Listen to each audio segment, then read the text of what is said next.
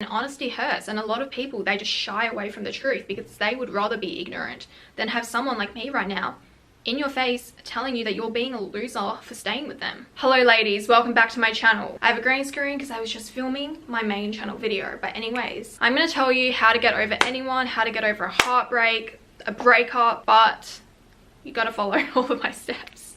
Immediately go no contact. You cannot talk to them. You cannot stalk them on their social media. Out of sight, out of mind. Even though we know it won't be out of mind because you will be thinking of them, and that's only natural. And don't forget that when you're in a relationship or a situationship, anything really, a lot of what you're feeling is like a drug withdrawal. It's like a drug addiction. It's the oxytocin, the dopamine, the serotonin going crazy. They just want this person. The chemicals are dying for this person right now. When I went through my breakup, I literally thought I was gonna die. It was that bad. I was like, if I get back with him, I will die. If I don't get back with him, I will also die. And then give it 2 weeks, my oxytocin went down, whatever. I pretty much didn't care about him anymore. Like, I was still healing for a while, but I didn't feel like I was dying. I stopped crying. That's also because I went no contact. So I think a lot of it at the beginning is just a mind battle. That's why when you hook up with someone, if you just want to have sex, you don't want to catch feelings or get in a situationship, then don't hug them. Don't do anything which is going to bond you to them. Sex can bond you, of course, but you're going to bond further if you're sharing intimate details or you're cuddling afterwards. You know, try to keep that to a minimum. Also know that if you're going through a rough breakup, it's likely that every single week you're going to feel very different. You'll have new clarity on the situation. That's what happened to me.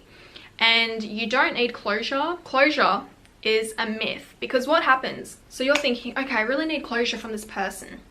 And then you message them. Perhaps in the moment you get the closure, but guess what? You're going to ruminate over what they said for the next week. And there will be something in what that person said that will make you go, wait, what? I need closure on this now. And it will just be ongoing, ongoing, ongoing. And I promise you that you will get closure from yourself over time. It's really like a waiting game, but you also have to consciously make the decision to heal. If you just want to mope, cry, stalk them, it will be a million times more difficult to get over this person. And one thing about the internet now is that I feel like, especially on TikTok, it's such a joke to not be over your ex. Like, you see the TikToks and people are like, when I meet a new person, that's perfect for me, but they don't know I'm in love with my ex. Or on my wedding day, checking the story of that one situationship that ghosted me. Like, it's so normalized nowadays, and I don't think it should be. If this person broke up with you, or they were disrespectful to you in any way, shape or form, don't even say a word to them. If they cheated on you especially, you better never ever ever get back with them. Disrespect equals GTFO immediately. Okay?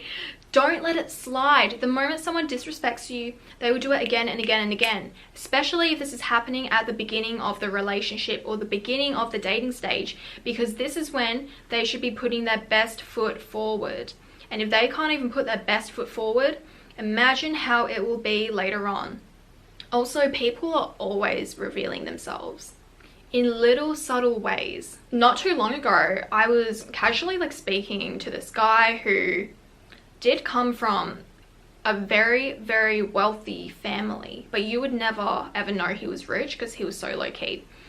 And man, he really outed himself about what a sexist, misogynistic pig he was, because I told him my job. I didn't tell him I did YouTube. Told him, yeah, I work in marketing, which I do. He forgot about this. Forgot. And then he DM'd me, he asked me again, what do you do? And he goes, oh yeah, you do that jewelry making thing, right? You make jewelry. Can you make me a ring? FYI, he's talking about my En Route collaboration, which is not my company. But if he thought this was my company, En Route looks like a very established company. Yet he demeaned it by saying, you make jewelry, can you hand make me some rings? I said, no, that's not my job, it's a collaboration I did. His response sent me into orbit. He said, women have it so easy. You live life on easy mode. And then he proceeded to say, when I didn't reply, if we can't have this banter, and I can't say little sarcastic remarks like this, and I don't think it's gonna work.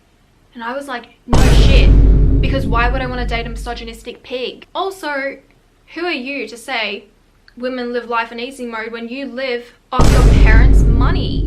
You're a trust fund baby.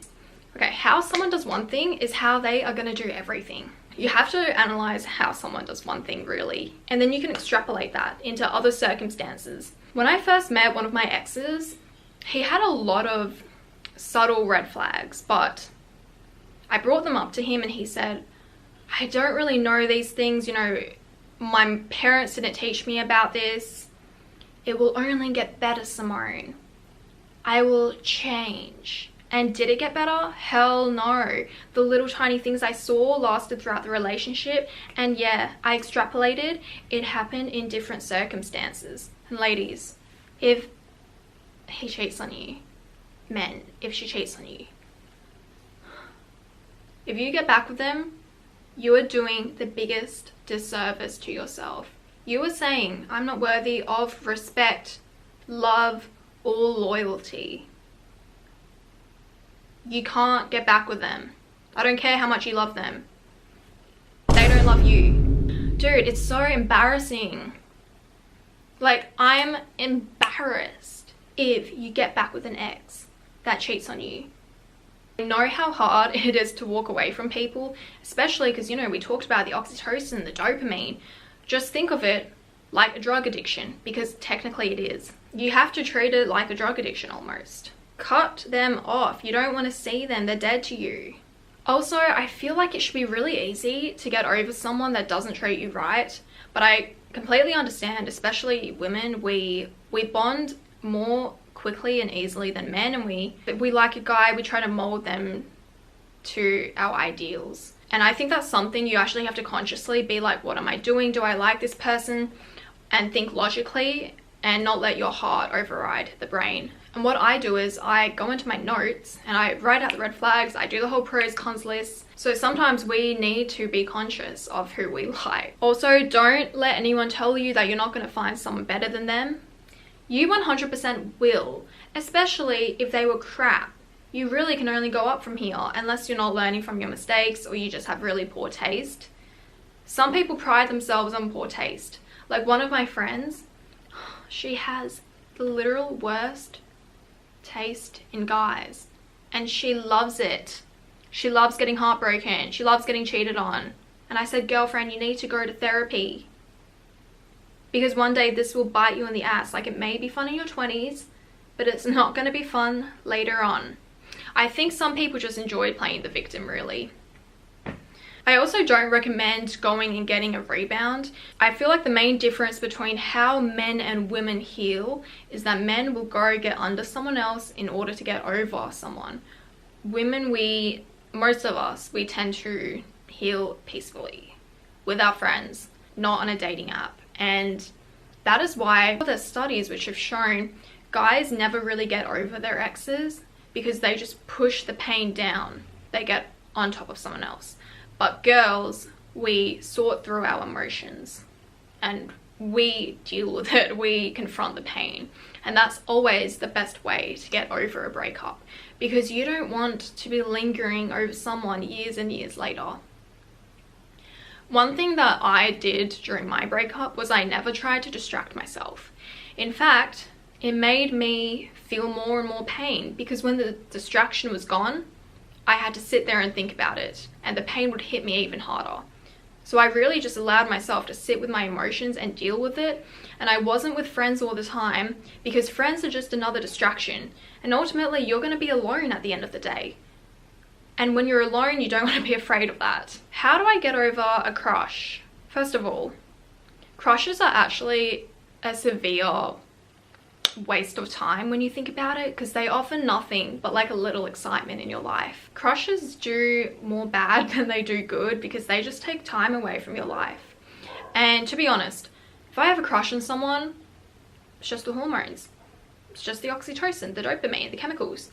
2, if I have a crush on someone and I'm not pursuing them or they're not pursuing me, I know they're probably not good for me, because best believe if I found the right man, that's not going to be a crush, that's going to be my husband. So if you want to get over your crush or situationship, do the rational thinking, like make the list of things you don't like about them, the red flags, why they're incompatible to you, what you deserve, what qualities do you want in a partner. And something I also write out is, if I date this person or if I stay with them, what disservice am I doing to myself? What am I saying about myself? So let's say you stay with someone that is cheating on you, but you love him so much you can't leave. Okay, I would say by staying with him, I'm demonstrating that I don't respect myself. I'm demonstrating I hate myself. I will be miserable. Deep inside, I know I will never trust him.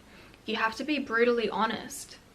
And honesty hurts. And a lot of people, they just shy away from the truth because they would rather be ignorant than have someone like me right now in your face telling you that you're being a loser for staying with them. But you really just got to get through the first couple of weeks. I'm telling you, that is when the addiction will start to die if you don't feed it. But it's absolutely crucial you go no contact. Block them and never ever unblock them again. Anyway, I hope you guys enjoyed this video. I feel like I went on a couple of tangents here. Don't forget to subscribe to my main channel and I will see you very, very shortly.